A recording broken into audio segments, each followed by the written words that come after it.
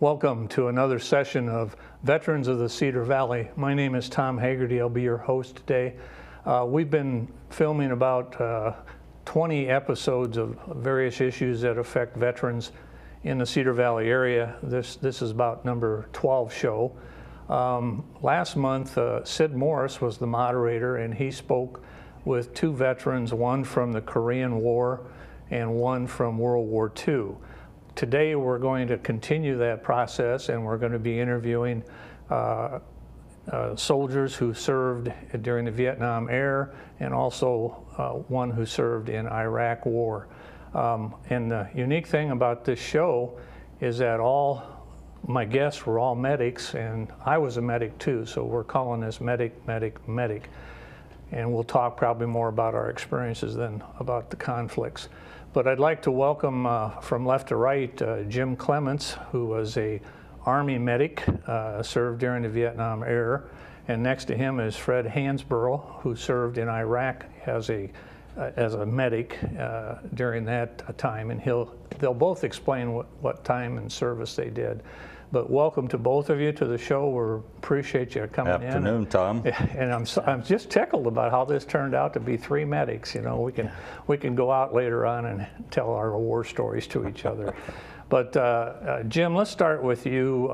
You got probably like all the rest of us out of high school, and you decided that you were going to go into service, or did you tell me that the U.S. mail invited you? I was invited to the service by the U.S. mail. Mm-hmm. I received a letter one day that said, "Greetings, your friends and neighbors have selected you," and therefore I was drafted into the Army.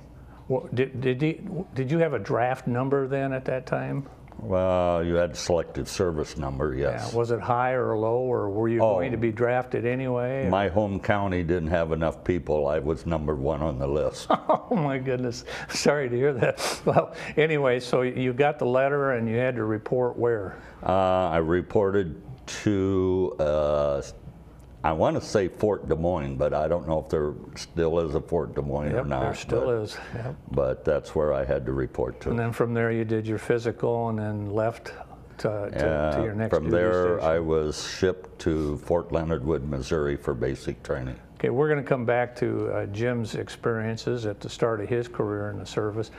Fred, you probably at the time did not get a letter from the U.S. government by the mail. How did you choose after school or what to go into the Army? One day at school, a recruiter was there, and the Army guy had the best pitch.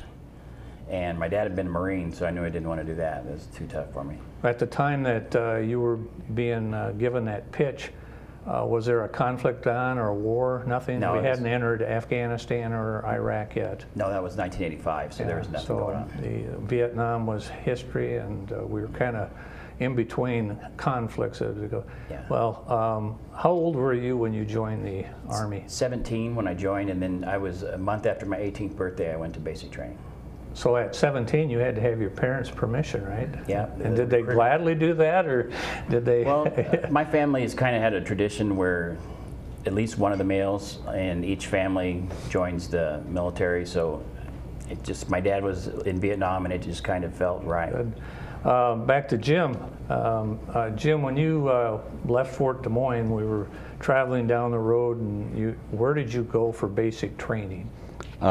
They flew us from Des Moines to via St. Louis to Rolla, Missouri, and I ended up basic training in Fort Leonard Wood, Missouri. How long was Army basic training? I want to say it was like about 10 weeks long. And then we were in the height of the Vietnam War at that time. Yeah, this was 1965. Okay. And so the basic training was the same that for every soldier that came in.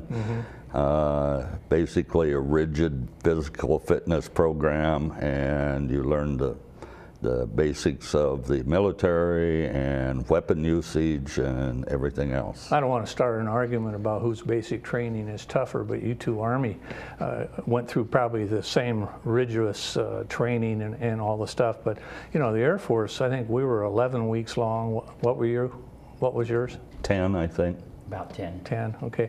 And did you go through, where did you enter the service, Fred? In Indianapolis. I'm from Illinois, so Indianapolis is where I went and took all my tests and picked my MOS and all that.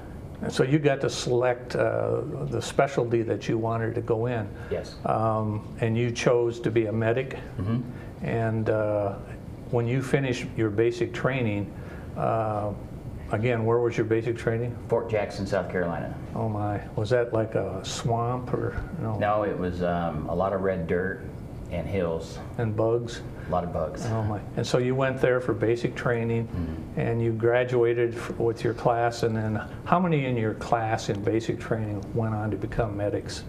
It was a good portion of them. I don't remember exactly, but it was a good portion of us went to Fort Sam. Okay. And back to Jim, when you graduated from basic training, it was how many of your class went on to become medics? I can only remember myself and one other guy that was given orders to medic training. Were you allowed to choose your specialty like Fred did? No, I was not. See, I wasn't allowed either. They pointed up on a chalkboard and said, guys on this side of the room are going to be medics. And of course, my problem was that I couldn't hit the broadside of a barn with a weapon, so that automatically put me in the medic category. That's what I tell people today. But anyway, so Jim, how long was your medical training? I went to, was ordered down, or orders sent me down to Fort Sam Houston, Texas. That's in San Antonio. And the advanced training, a medic training down there was, I think, another 10-week program. And did you come out as a medical specialist, or did you specialize in medical class at that time? The Army MOS said medical corpsman. Okay. And Fred, when you graduated from basic training and then went to med school, where was your med school at? Fort Sam Houston, Texas. Okay, and then how long was that? It was 16 weeks. I was trained as a surgical medic like you. Okay, yeah. When I went from Lackland Air Force Base, Wilford Hall Hospital training, basic training, I was sent up to Wichita Falls, Texas for training as a surgical tech, and then unfortunately, fortunately, I went back to San Antonio and served there at Wilford Hall Hospital. So when you left your medical training, Fred, where were you assigned first? First, I was sent to Colorado Springs, Colorado, to the hospital out there. Army hospital, and how many beds would that have been? It was real big. I was on the clinic side, so I don't really know much about the hospital side, but it was big. It was a new hospital. What do you mean when you say you were on the clinic side? I worked in, what would we call it? The STD lab. Wow, geez. And how long were you there at Colorado? I was there from 1986 to 1988. Okay, and Jim, how long were you in your first duty station? After the last week of my medic training, I was called into the Medical Training Center's adjutant office, and I was asked if it was okay if I was assigned there. And so I was assigned to headquarters company of the Medical Training Center, and there I became a teacher of medic training. And what classes did you, or what programs did you teach? It varied. I remember one of the classes I had to teach guys how to give shots. Oh my. There was a lot of guys afraid of needles, you know. Oh my. We're going to, hopefully we'll be showing some pictures on the screen while we're talking about basic trainees lined up to get their shots. And we had these shotguns that would shoot at least air 4. Pressure guns. Yeah. And there they had it on the screen. And they didn't smile when they went through. They were told not to smile, but boy, when they got outside, the air hit the arms of those guys, and there was one shot that was just a son of a gun, you know. But so you spent time at a teaching medic position, the same as I did when I got sent back from Wichita Falls. I was a surgical helper in the operating room and develop skills and stuff. But the medic training at Fort Sam was a general corpsman's training. We taught them all the way from applying a Band-Aid to a cut, to patching up a sucking chest wound, to about as anything that you could come across in a war application.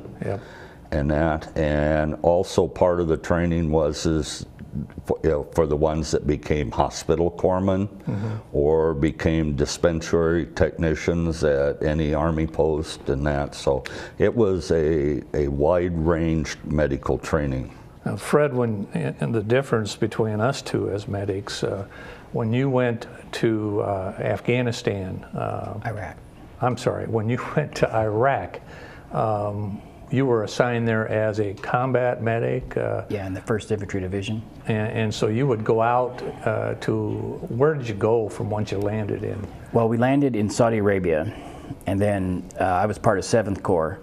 And when the war started, we were the left hook that came around the backside into Kuwait. And then we went back up into Iraq. Now, it's interesting as a medic, and I asked you before, you were required to carry a weapon. Yes. Correct? Yes. And did all medics in Afghanistan and Iraq, are they all carrying weapons? I know we did. You could either carry a sidearm or a CAR-15, what they now call an M4, the short rifle. Okay, why did they require medics to carry, you didn't have a big red cross on your helmet to identify yourself, because normally the enemy would always go after cooks and medics, you know. Yeah, and, we were riflemen until someone got wounded, and then we were a medic. Wow, because they must have changed the rules about, I said I couldn't shoot the broadside of a barn, but we weren't armed. I don't think, I know they never gave me back an M16. Part of my medic training in Fort Sam was that, not as of the training, but once I was assigned there, is we were issued a certain number of rounds each month, and it required to go out to the range and remain proficient. Goodness. But it's interesting because, so back to Iraq, so having carried a weapon, and you were also carrying a great big old medical pack. I think I saw a medical pack. There's a teacher up at Lincoln School who was a medic, and he brought his med pack. I mean, we might have had a little duffel bag that we were trained to carry, but you had, how heavy was your medical pack? It was about 60 pounds, but to lighten my load, I would have each guy carry his own IV and rig, so that lightened my load a little bit. Wow. And you were trained on probably a more elevated level of fixing up wounds and trying to sustain an injury to get them back. Did you call in helicopters?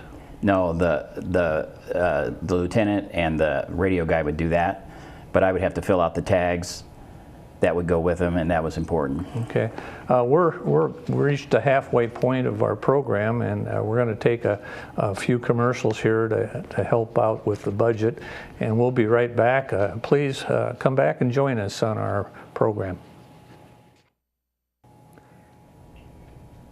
Welcome back to our second half of our cable series, Veterans of the Cedar Valley. My name is Tom Haggerty. Today we are interviewing Jim Clemens and Fred Hansborough, who are medics in the service, and our theme has been to interview members of various conflicts or wars, and all three of us, including me, were medics during the service, and we've been talking about some of their specialties and being in combat or being in a training facility.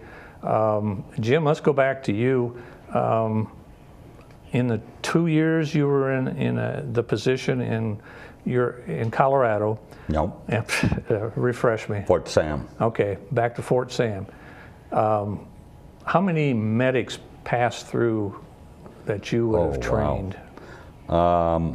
We had a company coming in and out every 2 weeks. And a company was, I want to say 75, 80 guys.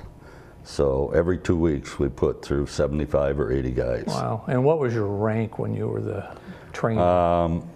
Being I was at Fort Sam all my time in the service, I advanced from a private to an E5.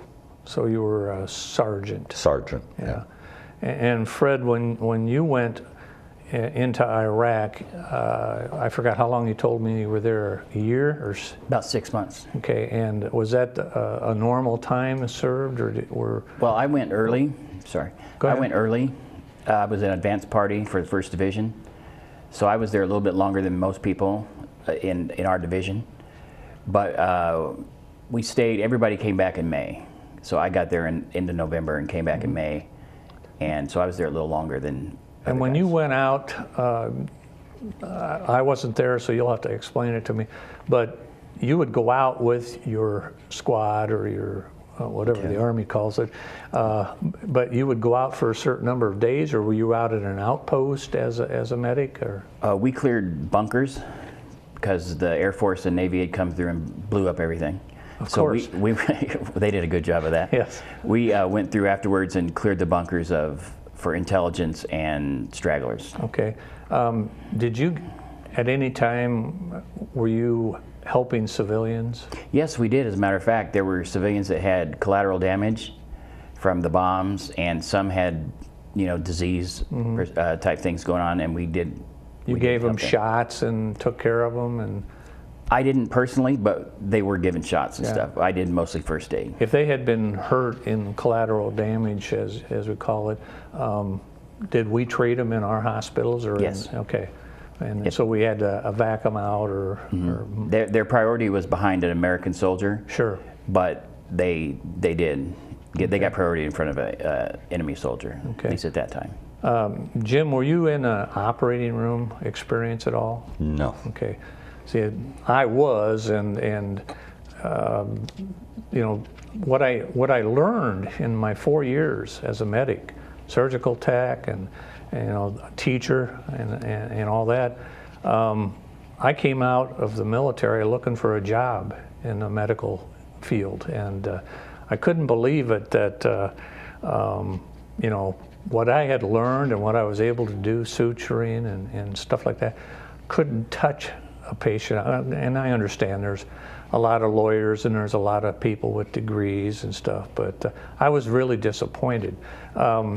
With your experience, when you were getting close to getting out of the service, what did you have ambitions to do?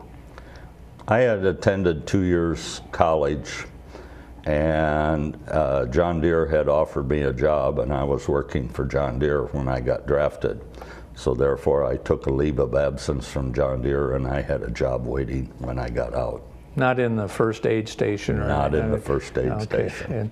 And Fred, you served as a medic, like the rest of us, and when you were getting close to getting out, what did you want to do with your experience, or anything but anything medical. else?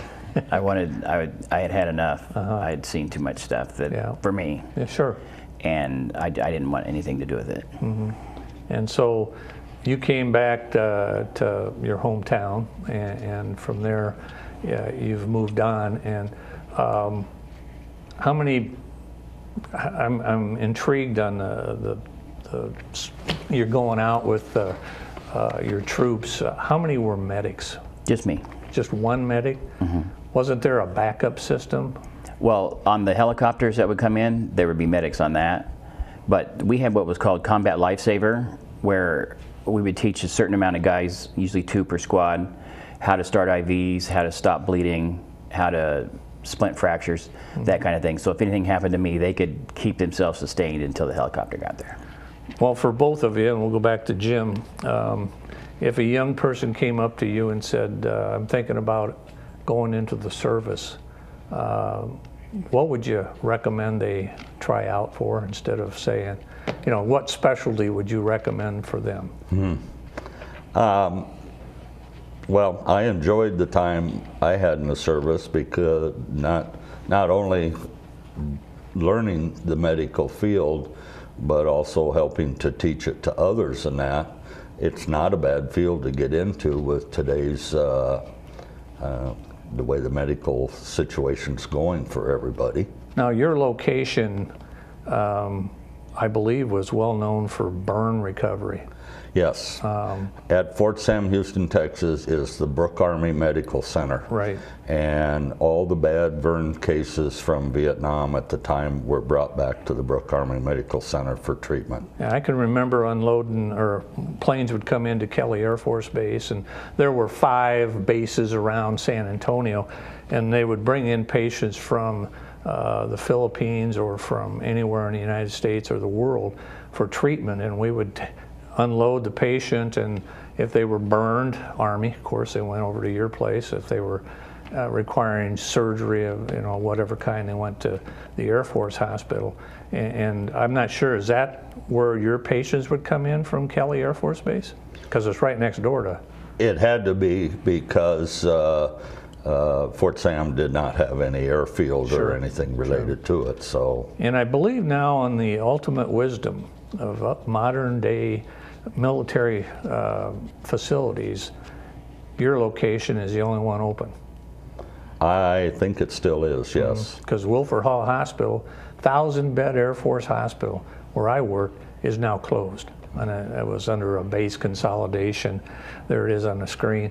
And I think they turned it over to San Antonio County Health, But now, Fred, in Iraq, you would call home a tent, right? Or yeah, we lived barracks, No, we lived in a tent for 6 months, and we moved around. Mm-hmm.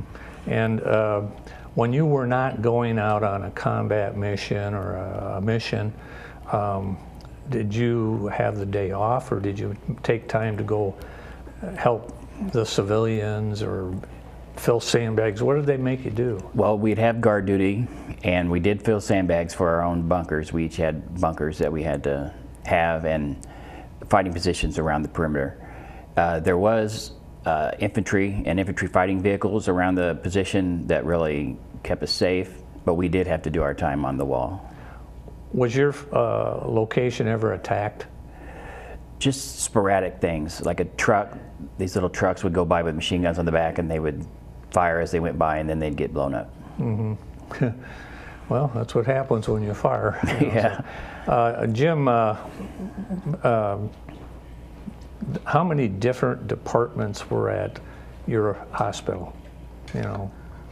It was a very large hospital down there. Remember how many beds it was? I don't know. I think my hospital outnumbered yours, but I'm not sure. Probably. Yeah, but how many departments or specialties? Well, they had everything from an emergency room to clinics to dental offices to the wards that treated patients and that. And they had surgical rooms to there too. But you stayed in your specialty for the time that you were at? My time was not at the hospital, but at the medical training center teaching future medics. Did you ever flunk anybody?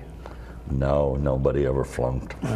In my class, whenever they would show training films, you'd hear these thuds as people passed out on the floor, and that determined whether you continued. I'm kidding, but some of that would play into effect. But I'm assuming that the sergeants in charge of them all would watch for that, and if somebody did that, obviously their next set of orders didn't take them to where they would be a medic. Yeah. And Fred, when you got back to the United States from Iraq, did you have time remaining, or were you mustered out? I had about 8 months left. And where did you go for that 8 months? Fort Riley, Kansas. So you were almost headed back to the Midwest. And were you a medic then for the 8 months, or were you just on downtime, or what? I was a medic, but we were just in what they call training phase. So we trained, and then we would spend a lot of time in the tow room and in the motor pool. What's the tow room? Oh, TO&E is the table of equipment. Okay. And it's all where you store all your equipment. So you were winding down. Yes. Okay. And was your whole company or the the ones you went over to Iraq with, did they come back to the same location? Yes. Okay.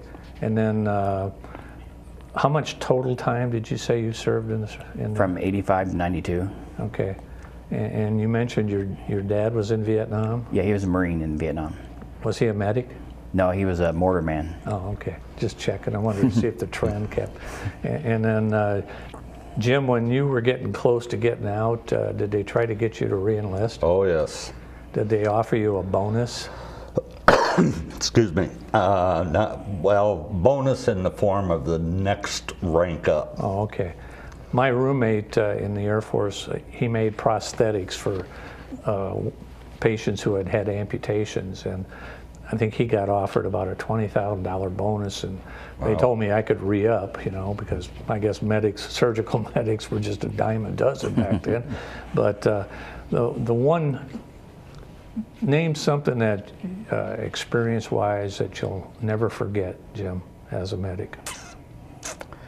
Well, teaching the training, you taught the same class 6 different sessions a day, or maybe every other day, and you had other classes you taught in that. Well, after about a little over a year, I was assigned to the sergeant in charge of the visual aids section of the training post, and that was a nice relief. I didn't have the stress of trying to get everything across in that, but I spent the rest of the time making all the visual aids needed to teach this medical field. We're about ready to run out of time, and I bet you we could sit here and swap war stories about being medics and our experiences, but we are out of time, and I appreciate you both for the service that you did and for where you were. No matter what, we're all doing the same thing in an effort to help maintain freedom. I'd like to thank everybody for joining us today on our Veterans of the Cedar Valley show. We'll have another one in another month on another subject. We hope that you will come back and join us at that time. Thank you for watching.